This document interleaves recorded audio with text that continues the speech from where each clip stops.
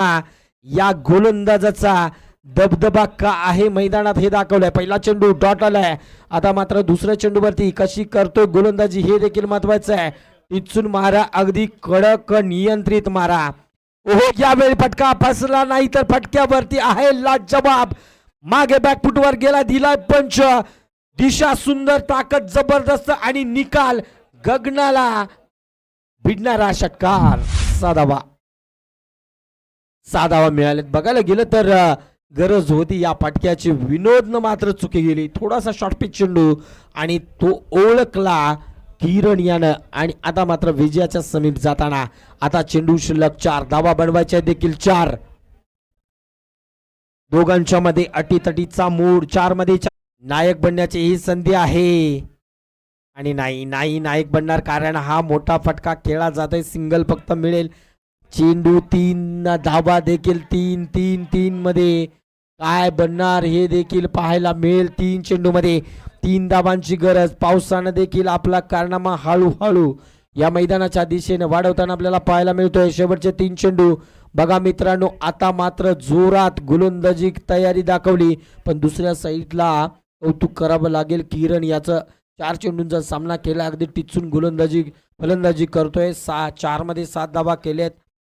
आता पुढचा चेंडू, चला थोडस स्पीड पकडा, विनंती आहे। सामना अतिशय रंजक आपल्याला पाहायला मिळतोय, रोमहर्षक सामना, प्रेक्षकांना जसा पाहिजे होता तसा सामना। 3 चेंडू मध्ये 3 धावांची गरज आहे। विनोद पुन्हा एकदा गोलंदाजी ट्रॅकवरती, रनरअप घेतला, यावेळी मात्र चेंडू लागलाय, काळजी घ्यायची आहे, चेंडू लागलाय आणि इथं मात्र काळजी घ्यायची आहे मित्रांनो। क्रिकेटमध्ये थोडंसं पाणी द्या पटकन त्याला, आतमध्ये कोणी घेऊन लगेच जमा होऊ नका सगळे तिथं, त्याला वारं फक्त द्या आणि थोडंसं पाणी देखील द्या, आतमध्ये पाठवून द्यायचं विनंती असेल। बॉल लागलाय त्याच्या तोंडावरती, त्यामुळे थोडंसं पाण्याची सोय करा कृपया, विनंती असेल। लगेच पाणी घेऊन जायचं विनंती आहे।